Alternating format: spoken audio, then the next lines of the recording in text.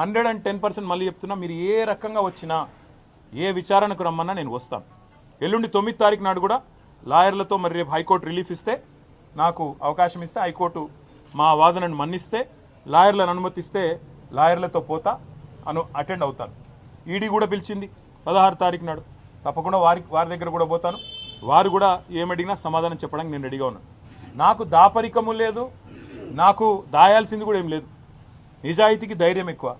తప్పకుండా నేను ముమ్మాటికి ఒక తెలంగాణ బిడ్డగా, రేషం గల్ల బిడ్డగా, ఏ తప్పు చేయని అనా పైసా అవినీతి చేయని బిడ్డగా చెప్తా ఉన్నా, ఏ విచారణ అనేది ఎదుర్కోవడానికి నేను సిద్ధం. ఇందులో శశబిషలు లేవు. ఈరోజు కొంతమంది ఏదైతే శునకానందం పొందుతున్నారు, ఏదో జరిగిపోయింది వాళ్ళకు కూడా నేను చెప్తా ఉన్నా, ఇది కేవలం ఆరంభం మాత్రమే. ఒక మీ పిటిషన్ను మీ విచారణను కొనసాగించుకోమని చెప్పింది హైకోర్టు తప్ప, హైకోర్టు ఏమి నాకు శిక్ష వేయలేదు, నేనేం నేరం చేసినా అని చెప్పలేదు, లేదా నేనేదో తప్పు చేసినట్టు అంతకంటే చెప్పలేదు, కనీసం స్కామ్ అన్న మాటను కూడా వాడలేదు. కాబట్టి నేను పాత్రికేయ మిత్రులను కూడా కోరుతా ఉన్నా, ఇదిగో పులి అంటే అదిగో తోక, దయచేసి ఆగం కాకండి. ముఖ్యమంత్రి నోట్లకెళ్ళి వచ్చేటి అన్నీ వేదవాక్కులు కావు. ఆయన చెప్పేటి, ఆయన ముఖ్యమంత్రి ఆఫీస్కి వెళ్ళి వచ్చేటిదన్నీ లీకులన్నీ అవేమి భగవద్గీత సూక్తులు కావు.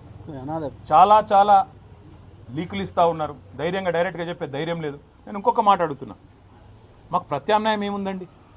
అసెంబ్లీ సమావేశాలు జరుగుతున్నాయి, మేము అడిగినాం చర్చ పెట్టు అసెంబ్లీలో అని, నువ్వు పారిపోయినావు, నీకు నన్ను ఎదుర్కొనే ధైర్యం లేదు.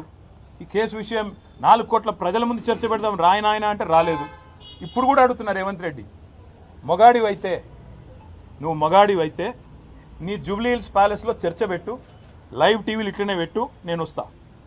ఇవ్వలేదో ప్రజలు చూడండి, నో ప్రాబ్లం. తర్వాత నువ్వు ఏసీబీ పంపుతావా, ఈడీ పంపుతావా, ఇంకోటి పంపుతావా, దానికి కూడా హాజరవుతా, నాకేం అభ్యంతరం లేదు.